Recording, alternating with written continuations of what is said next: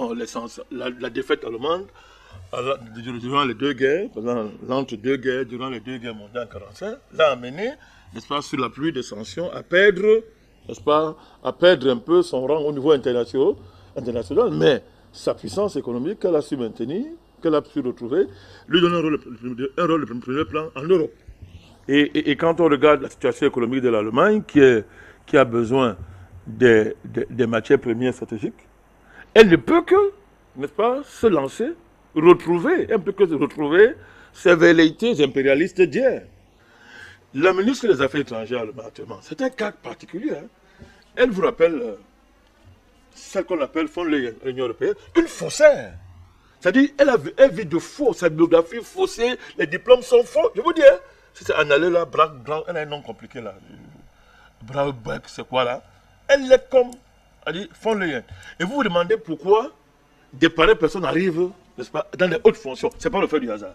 Parce que des pareilles personnes, quand elles sont dans les hautes fonctions, on les tient à travers leur sale parcours.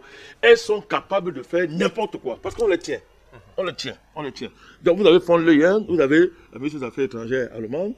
Donc vous voyez le comportement qu'ils affichent. Donc pour ça, l'Allemagne va marcher de main dans la main dans l'Union européenne quand ça sera nécessaire. Mais à défaut de l'Union européenne, elle va poursuivre ses objectifs à titre au niveau étatique. N'oubliez pas qu'il y a une alliance géopolitique majeure entre l'Allemagne et l'OTAN, puisque le siège de l'OTAN, c'est où? Son siège opérationnel. Ça, n'oubliez pas, c'est à Francfort, en Allemagne. C'est en Allemagne. Donc, ce n'est pas des choses de l'Allemagne. L'agitation de l'Allemagne, ce n'est pas le fait du hasard. C'est-à-dire que la structure de l'État allemand la prédispose et l'oblige, n'est-ce pas, dans le contexte actuel, de se lancer, n'est-ce pas, c'est-à-dire de donner du contenu concret. Au fait, elle n'a jamais renoncé à ses anciennes colonies. Elle les réclame depuis, dans le cadre de leurs accords secrets. L'Allemagne estime qu'on lui a lâché ses colonies, on a dû le remettre. À défaut de ça, qu'on lui compense ça par une place au Conseil de sécurité des Nations Unies. Ce sont des dossiers qui sont sur la table dans leur réunion secrète et ils ne jouent pas avec ça, quoi. Alors, la situation actuelle de la France, n'est-ce pas, peut justement amener les Allemands à être plus offensifs, n'est-ce pas, pour, n'est-ce pas, jouer ce rôle-là, pour essayer de combler un vide d'une manière ou d'une autre. Vous ajoutez à ça les incertitudes qui planent sur l'avenir de l'Union européenne, qui planent avec son écho, qui peut s'effondrer à tout moment, et cette Union européenne qui peut se disloquer à tout moment. Donc vous voyez que il y a eu le Brexit, un Frexit n'est pas exclu, et je ne sais pas comment on va appeler l'Allemagne, c'est quoi? Je ne sais pas comment on va appeler ça, mais bon. L'Allemagne Frexit, en attendant qu'on trouve le mot, tout ça ne sont pas exclus au regard de la situation aujourd'hui qui prévoit en Europe. Donc ça c'était pour le premier enjeu. Le deuxième enjeu de cette affaire, de manière plus fondamentale, c'est que les alliances globales, n'est-ce pas, qui s'affrontent dans l'épicentre du Sahel, c'est-à-dire d'un côté l'OTAN et de l'autre côté l'alliance des BRICS et tout ce qui tourne autour, et de l'autre côté les accords bilatéraux, direct qu'il est le Mali à la Russie. Je vous prends cet exemple-là parce que, contrairement à ce que les gens pensent, la Russie n'est pas le seul partenaire du Mali. Donc, vont s'affronter. Et au niveau du Conseil de sécurité, c'est la Chine, c'est la Russie, c'est face à la communauté internationale autoproclamée, la France, l'Angleterre et les États-Unis. Alors, dans de pareilles situations, il arrive souvent qu'il y ait des négociations. C'est-à-dire que pour préserver l'essentiel. Alors, écoutez bien ce que je suis en train de vous dire. Je suis en train de dire que les négociations entre les puissances, dans un pareil contexte, la Russie, la Chine, s'il s'avérait qu'il y ait une négociation au niveau du Conseil de sécurité pour trouver une solution négociée, que ça serait une trahison. L'État malien veille très bien sur ces choses-là. L'État malien veille. Mais c'est une issue qu'il ne faut pas écarter. C'est-à-dire que quand une puissance est coincée comme ça au Conseil de sécurité comme la France, ils ont tendance à négocier, à dire que bon, ok, moi j'ai ça dans mon... j'ai ce caillou dans ma chaussure, mais toi aussi tu en as ici. Donc, essayons de voir ce qu'on peut faire. Je ne souhaite pas humilier dans cette situation. Ça, c'est un des scénarios. Mais dans ce cas, que gagnerait le Mali? Le Mali va gagner toujours, parce que c'est le Mali qui a l'épreuve. Ce n'est pas la Russie qui a l'épreuve, c'est le Mali qui a l'épreuve, et c'est le Mali qui a engagé la procédure. Même si le Mali ne siège pas au sein du Conseil de sécurité. Bien sûr, c'est elle qui a l'épreuve, c'est elle qui qui a porté plainte. Donc le Mali doit gagner toujours. Elle a déjà gagné. Parce que c'est la première fois, ça fait très longtemps, ça fait bientôt des siècles, qu'on n'a pas vu un État africain arriver à ce niveau d'affirmation géopolitique, d'affirmation en termes de dignité, en termes d'indépendance, en termes de défense de ses intérêts. On a demandé quelque chose de très gros, de très fort, contrairement à ce que certains courants africains veulent laisser croire. On fait l'impasse dessus, c'était rien. C'est une bombe historique qui était là devant nous. À tout point de vue, c'est un indicateur de l'accélération de la situation géopolitique en Afrique dans le sens, n'est-ce pas, du basculement panafricaniste. C'est cela qui est au cœur de cette affaire. Donc, la France fera comment? Comment elle va faire? Parce que ça ne sert à rien de brailler. Tout ce qui reste à la France, c'est d'essayer de passer par derrière, essayer de flatter les partenaires du Mali pour dire que non, négocions en cachette, machin et consort. Elle fera quoi? Il y a les preuves. Ce n'est pas un débat, il y a les preuves. Bon, même à l'heure actuelle, ne vous fiez pas à certaines apparences. Les Américains, par exemple, sont cet état criminel, j'aime préciser toujours, savourent, c'est-à-dire, ils savourent cette joie de liquider la France pour occuper tout l'espace. Ça, c'est connu derrière l'unité de façade qui est là, c'est que les Américains n'hésitent pas à liquider la France sur le terrain géopolitique en Afrique pour prendre les devants. C'est-à-dire que l'argent, n'est-ce pas, qu'on donne aux gendarmes. On va prendre ça, on gère, parce que le gendarme est incompétent. Et d'un côté, la France, l'État français, l'appareil d'État français, je ne dis pas M. Macron, lui, il est un Français de peau, mais c'est un mondialiste, c'est connu. Donc lui, il s'en fout de la France. La France, pour lui, c'est un label sur lequel il marche pour défendre les projets mondialistes. Mais il y a quand même un appareil d'État historique en France qui, n'est-ce pas, au nom d'une certaine idée de la France, n'est-ce pas, n'accepte pas, n'est-ce pas, cette façon pour les Américains de liquider le prestige et la grandeur de la France. Mais pour ça, il faut régler la question de M. Macron et la question de Joe Biden, parce qu'il y a une alliance entre Macron et Joe Biden. Ça, c'est élémentaire. Donc, il faut régler cette question. Donc, vous avez, c'est une plaque géopolitique extrêmement dynamique, extrêmement complexe, mais dont les lignes de résistance, comment on appelle ça, les tendants lourds sont celles que je suis en train de vous mettre sur la table. L'autre enjeu, c'est le plus fondamental de mon point de vue, et c'est ça qui est très important, c'est que le Mali a repris l'initiative diplomatique face à l'offensive de la France, qui a voulu, à travers la résolution autorisant la MINUSMA à enquêter sur les droits de l'homme, avait la couverture qu'elle voulait pour perpétrer les actions terroristes et assassiner Assimi Goïta et renverser le régime malien. Il faut dire les choses claires. C'est ce que montrent les dernières attaques de Kati. Donc vous voyez comment la plus grande base militaire du pays. Alors, la sophistication du matériel et de la démarche en termes de stratégie prouve qu'on est arrivé à un autre niveau. Des drones ont été mobilisés. Il y a une coordination entre les drones et les terroristes, entre les unités terroristes, entre guillemets, des forces spéciales, n'est-ce pas? Les terroristes, ça veut dire les forces spéciales françaises, et leurs valets ivoiriens et nigériens, tous ces gens que la France a sous la main là et tout.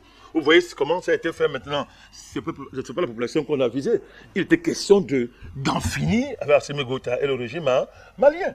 Donc, il faut cette ouverture-là à la France au niveau des Nations Unies pour essayer, n'est-ce pas, de légitimer, de couvrir ces crimes, comme ça a toujours été le cas. En Libye, en Côte d'Ivoire, partout, vous connaissez la résolution des Nations Unies quand on regarde les pays africains.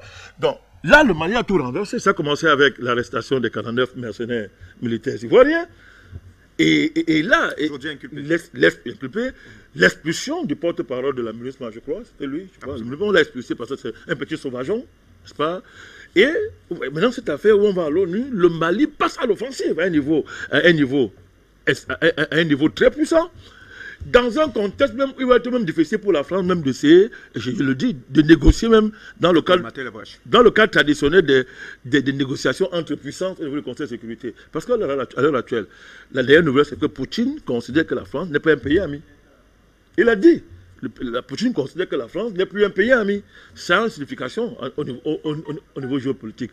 On ne traite pas un pays qui n'est pas un ennemi, mais qui n'est pas un pays ami, de la même manière comme on est un pays avec qui on a des accords bilatéraux de coopération fortes, comme celle qui lie, n'est-ce pas, ceux qui lient le Mali, n'est-ce pas, à la Russie. Donc on est dans cette donne-là. les relations entre le président Poutine et le petit valet de l'Élysée, n'est-ce pas, se sont détériorées ces jours-ci, et vous avez vu, à la faveur de sa visite foireuse au Cameroun, comment il s'est comporté.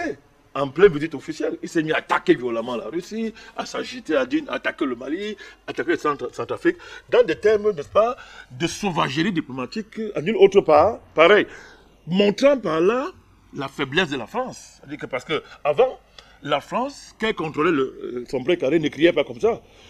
Vous dérangez la France, un matin, elle est finie comme vous a renversé, et que vous mangez la chair humaine. Et c'était fini pour vous. On vous débarquait. Maintenant, la France, M. Macron est obligé de pleurer parce que c'est la seule chose qui lui reste à faire. Il est impuissant devant les situations.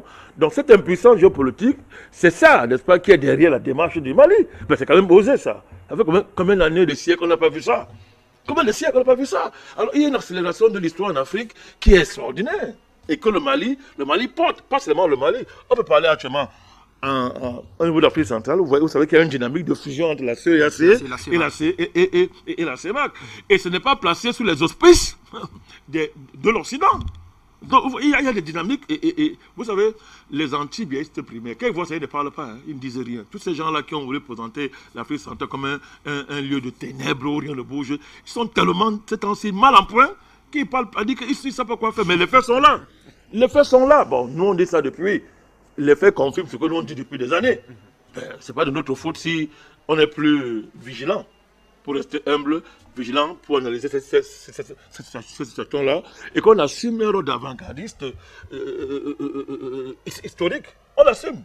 Donc, vous voyez que la situation, n'est-ce pas, qui prévaut dans le champ géopolitique mondial en général, et dans les épicentres qui relaient ces mutations géopolitiques au niveau africain, nous donne un thermomètre de situation où ça bouge dans le bon sens. Ça bouge dans le bon sens.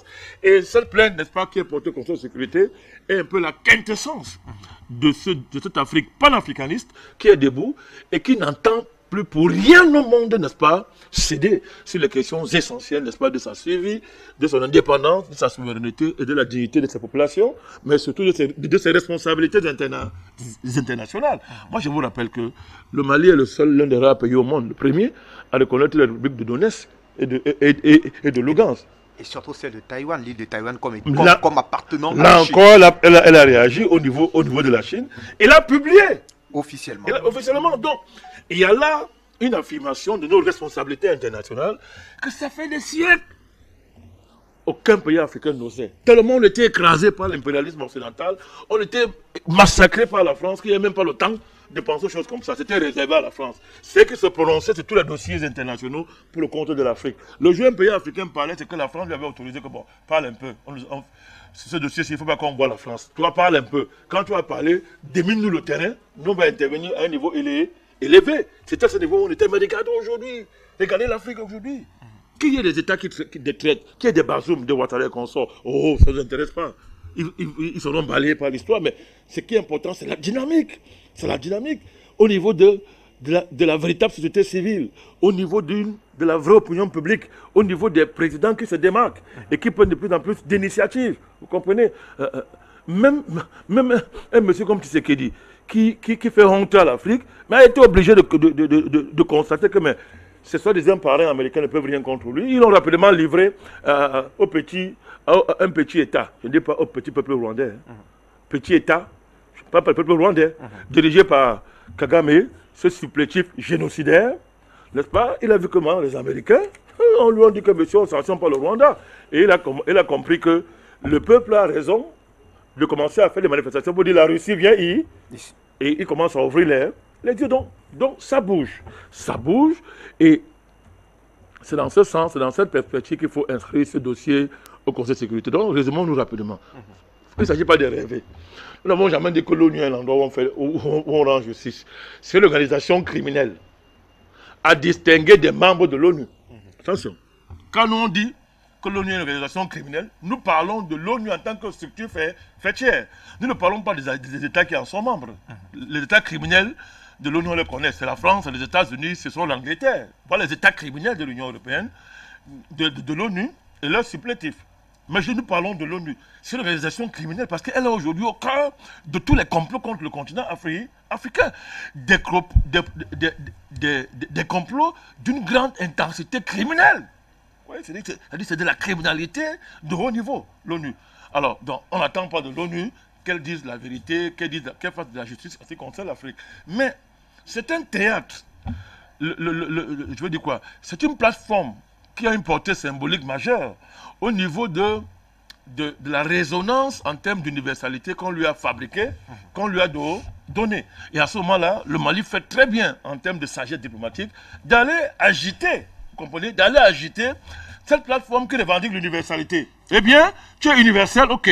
Voilà donc, voilà, toi qui n'aimes pas le terrorisme, voilà donc un membre du Conseil de sécurité qui est pris en flagrant délit de propagation, n'est-ce pas, de formation, d'entraînement, n'est-ce pas, de protection des groupes terroristes. Voici les preuves.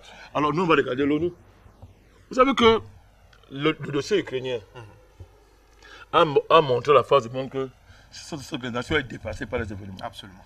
Et aujourd'hui, pour exister, monsieur le secrétaire général de l'ONU, ils sont obligés de louvoyer entre de la Russie, ils louvoient. Et bon, maintenant, elle existe encore parce que les puissances, dans leur combat géopolitique, ont besoin de l'utiliser encore pour un temps.